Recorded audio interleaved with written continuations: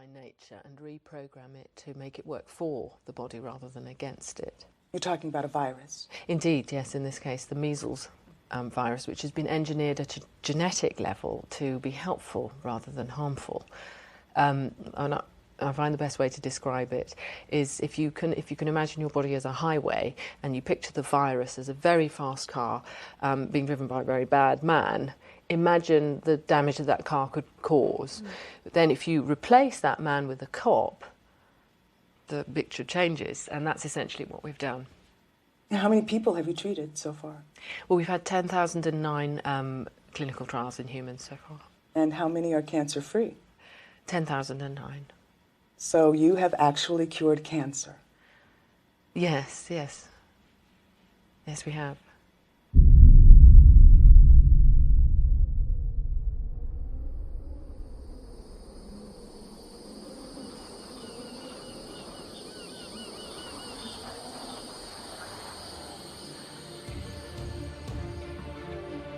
Berkisah tentang Robert Neville, seorang ilmuwan yang berjuang untuk menyelamatkan diri dan anjingnya Sam dari serangan para monster.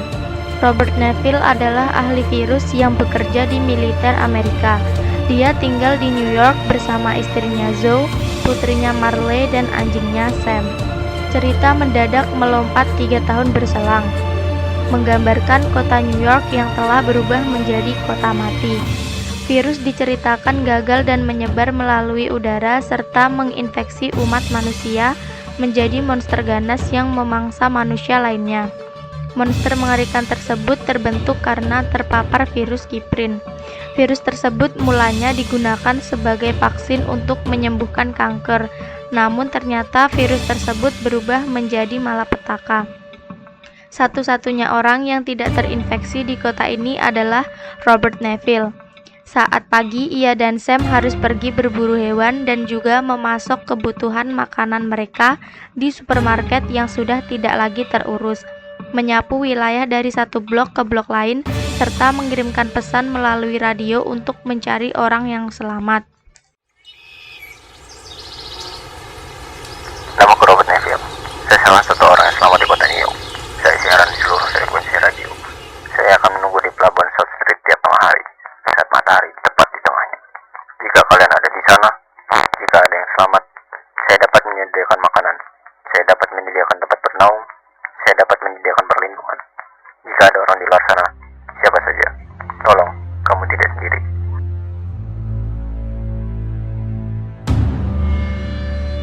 Para monster keluar dari sarangnya pada malam hari, dan Neville pun menutup rumahnya rapat-rapat. Sementara di laboratorium kecilnya, ia beruji coba keras mencari antivirus menggunakan darah imunnya dengan menyuntikkannya kepada tikus. Suatu hari, saat ia sedang berburu, anjingnya mengejar salah seekor rusa hingga masuk ke dalam sebuah bangunan, dan dari sinilah semua masalah bermula.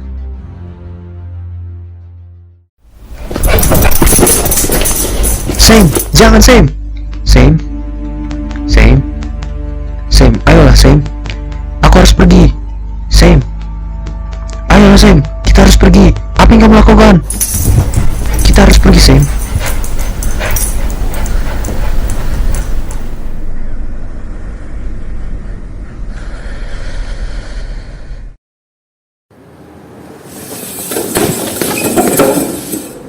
Kau harus memperhatikan ini Sam.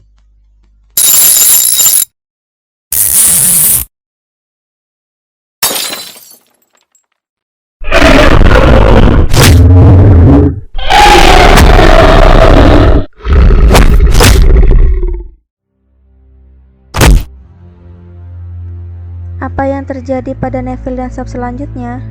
Suatu hari, Neville dan Sam berjalan mengelilingi kota, dan Neville melihat manekin berada di tempat yang tidak seharusnya. Dia menghampiri, tapi ketika itulah Neville terjerat dan pingsan.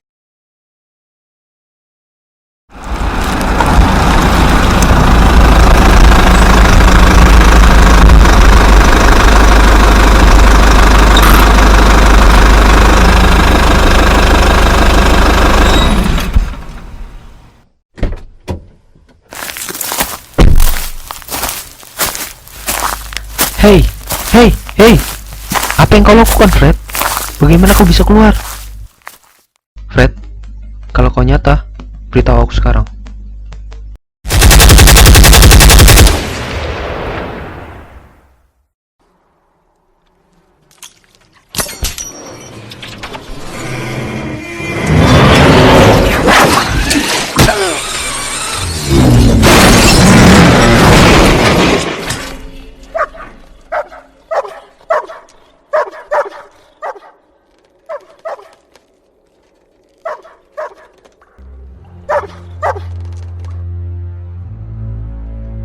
Ia tersadar kembali saat mendengar alarm yang mengingatkannya untuk segera menutup pintu besi di tempat persembunyiannya.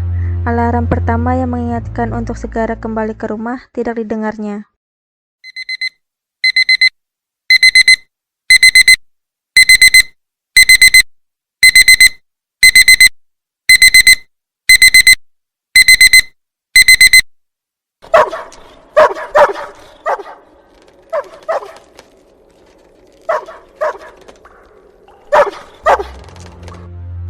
Dalam keadaan pusing dan berdarah, Neville berusaha membebaskan diri, tapi waktunya terlalu sempit dan ia pun diserang oleh serombongan anjing Darkseeker ganas yang ternyata sudah dikoordinir oleh Alpha Male.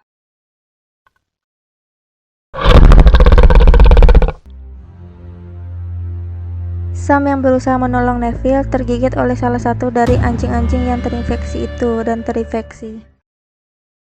Tenanglah, kau tak apa-apa. Semua akan baik-baik saja. Kau akan sembuh, Sam.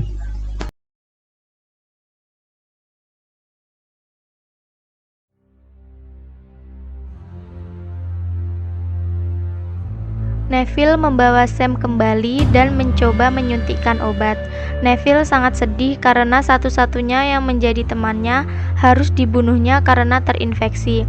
Kalau Sam tidak dibunuh, ia juga akan berubah menjadi Darkseeker. Anjingnya yang setia itu mati dalam pelukannya dengan cara dicekik. Karena kemarahannya, setelah menguburkan Sam, Neville dengan putus asa menyerang sekelompok Darkseeker yang dipimpin oleh Alpha Male untuk membalas dendam. Tapi salah satu dari Darkseeker itu berhasil mengalahkannya dan hampir saja membunuhnya.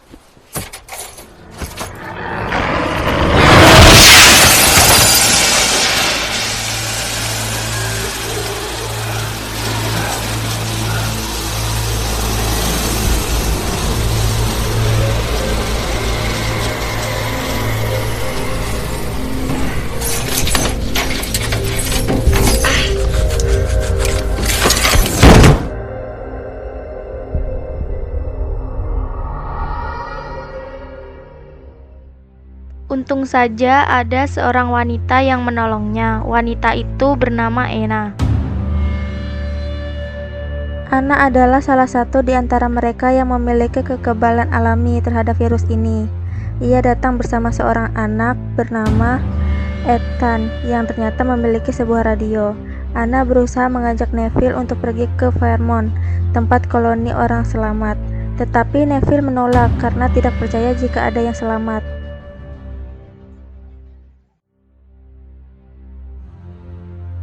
Ana dan Neville tidak menyadari bahwa Darkseeker membuntuti mereka ke tempat persembunyian sewaktu Ana menyelamatkan Neville, dan kemudian merencanakan penyerangan besar-besaran ke sana. Sebentar. Apa itu?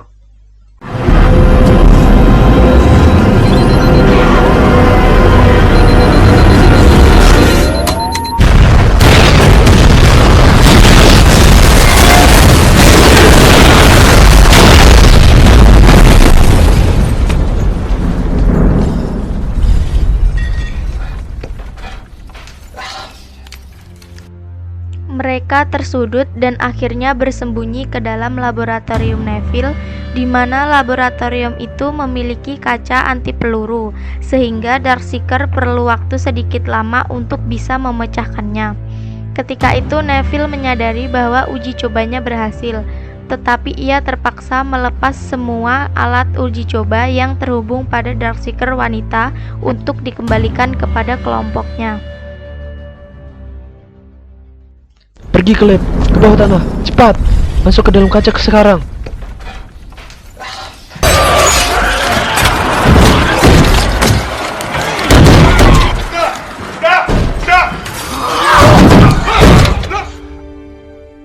Setelah itu, salah satu dari Darkseeker itu menggambarkan lambang kupu-kupu di kaca. Neville mengerti maksud dari Darkseeker itu, yaitu meminta seorang wanita Darkseeker yang ditangkap oleh Neville. Setelah menyerahkan Darkseeker itu, mereka menuju Fairmont, tempat di mana koloni orang yang selamat.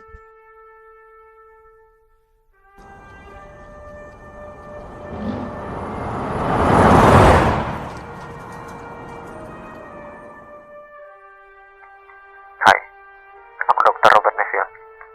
Aku bersama Anna Montes dan seorang bocah bernama Ethan. Untuk kalian yang di luar sana, tolong hidupkan radio kalian, karena kalian